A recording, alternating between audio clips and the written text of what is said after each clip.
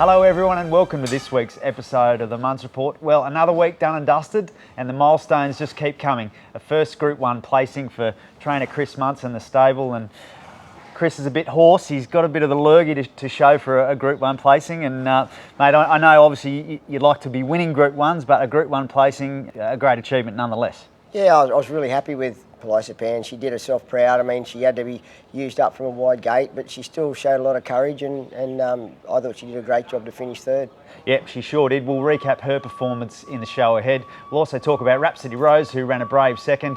We'll also touch on the stars of the carnival with the Queensland Racing Carnival over for another year. We'll touch on the stars that shone brightest during the carnival, as well as preview all the weekend's racing action. Well, another big week, and Pan a Group 1 third in the Tats Tiara, and mate, it was a brave performance. Did you dare to dream? Yeah, I did for a minute. I did for a fleeting minute. When she got into the spot, she did. Although we did have to do a bit of work to get there, she's set to be travelling quite sweetly. And when everything sort of opened up, Luke elected to stay on the fence, and she dashed through like she did in the Dane Ripper, but it wasn't meant to be, you know. But I was still very proud of the way she performed.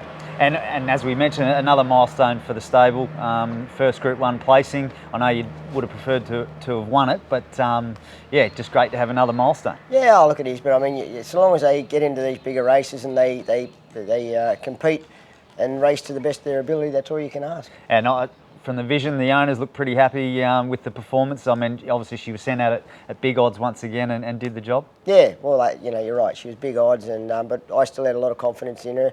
No, they were very happy, the owners. It was a good day for them. Yeah, well done to the ownership group there, and she's now earned a well-deserved holiday, Pan. Yeah, she won't be out for long though. She'll only probably have 10 days, 2 weeks in the paddock, and we'll bring her back, and she'll go to Sydney or Melbourne. I'm still undecided just yet, but you know, there's a race called the Golden Pendant in Sydney, which could suit $500,000 fillies and mares race down there, so that could be an option, but we'll just see how she comes back.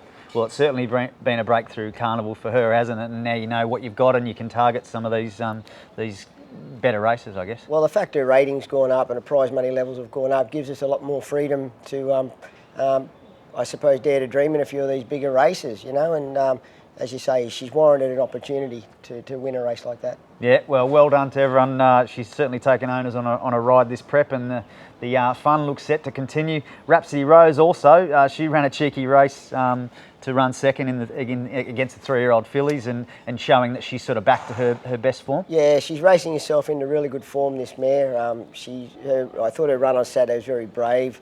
Once again, she was sort of peppered in front a little bit, but showed a lot of courage and tenacity, and was only run down late, so she'll go to a mile. Group 3. Pam O'Neill in 2 weeks' time will run in that race in 2 weeks' time. Yeah, well, it's great, isn't it, that even though the carnival as such is officially over, but there's still plenty of great racing, stakes racing ahead. Well, these were races that were postponed from earlier in the carnival through to the wet weather, so they've put these now on at the end of the carnival, so it's a good opportunity to try and get a little bit more black type with her. Certainly is, and so one more run for her, or just see how she comes One through? more run for her, and then we'll decide what we do with her, whether she goes to Sydney as well, or whether we just back off for a bit and get ready for January. Very good. Well, another great week of results for the stable. Well, the Queensland Racing Carnival's officially over, and it's been a huge carnival for the stable. Lots of stakes winners, lots of great results. And mate, how do you look back on what's been your most successful carnival to date? It's been a big thrill. Yeah, they've all the horses that we've taken to the races over the winter have performed very, very well.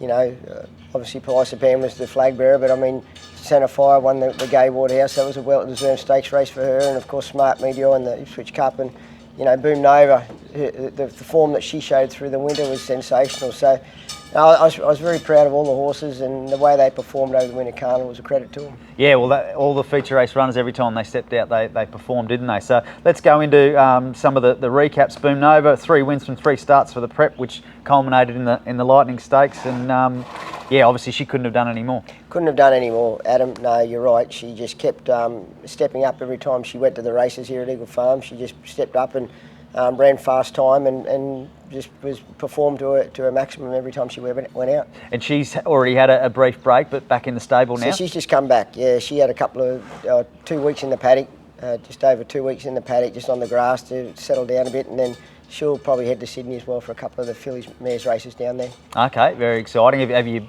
got any races in mind? Oh, not really. There's plenty of options down there, so I'll just see how she comes up and where we go. Yep, well, she had a great carnival and the fun's going to continue there. Smart Meteor, Ipswich Cup victory, and obviously it hasn't even, I was going to say it hasn't capped a great prep because he's still going and headed to the Grafton Carnival, but that Ipswich Cup must have given you a lot of satisfaction. I know the whole prep's sort of been aimed at these cups, so to then pull something off like that and have him peaking for the Ipswich Cup. Yeah, it was a great thrill. He was a horse that, as I mentioned previously, I wanted to get him into that race with no weight on his back, and I think that worked. He was given a great ride by Brock Ryan. He rode him fantastic. So he'll head to Grafton.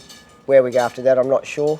But I think the way he's in, the form he's in at the moment, he'll race very well at Grafton as well. Okay, so he may run after the Grafton Cup as well? Well, he'll tell me, I'll decide. I'll just see how he races at Grafton and see how he pulls up before I make a decision where we go with him. Sure, and just talk us through the decision. You obviously had the Caloundra Cup there as an option too, but you think Grafton's the better option?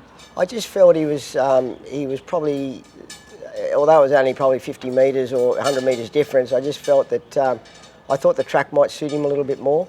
I thought he's probably going to be a little bit better weighted, and if the rain comes that they're predicting, that the soft track down there is going to suit him as well. So they were the main reasons, and the form he's in right now, he certainly hasn't taken a step backwards. Yeah, and certainly good memories from the Grafton Cup with First Crush as well. So it's a race that you know how to win. Yeah, well, I think this bloke's probably going into the race with better form than First Crush did. So it'll really depend on what horses from Sydney get nominated and come up for the race.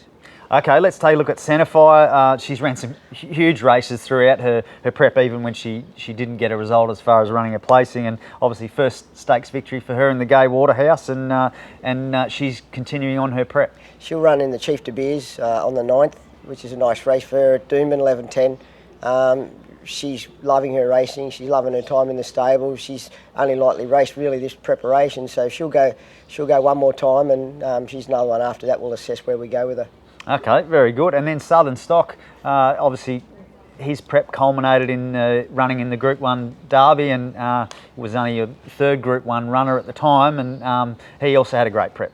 Terrific prep, yeah. He winning 2 races, but he ran his best run in the Derby. He ran 5th in the Queensland Derby, so he's had a short let up. We've just brought him back. I'll probably look to run him in a few of the staying races, just down in Sydney. I might only give him 2 or 3 runs and probably put him away and look after him, and just maybe concentrate on next winter with him. But he's not Magic Millions or the like, so for that reason, I've got no real reason to keep him up over the summer months. We'll just give him another couple of runs in the spring and then concentrate on the winter. Yeah, well, it's exciting times ahead. Looks like sort of potentially, 3, 4 or 5 horses heading down for the Spring Carnival. Well, all going well, I mean, a lot of things can happen overnight, Adam, as you well know, but at this point in time, there's probably at least 3 there that I'd be looking at genuinely taking down there.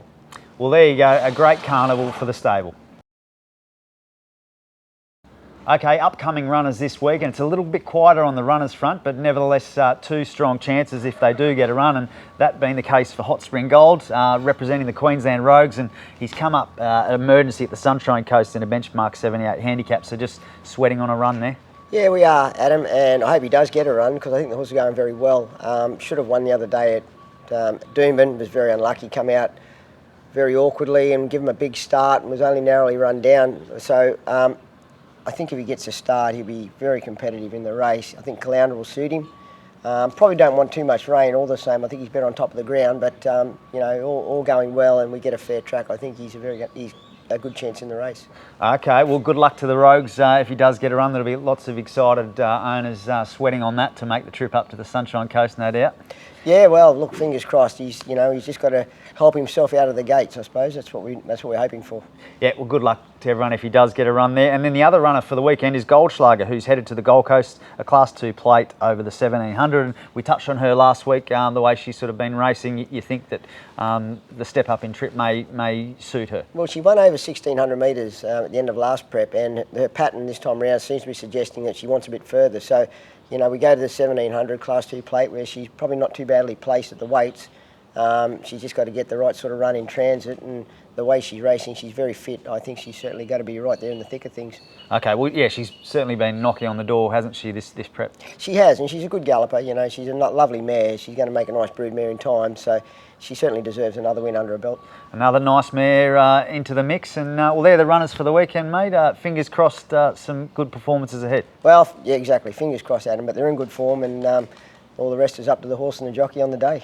Very good. All right, well, have a great weekend, everyone.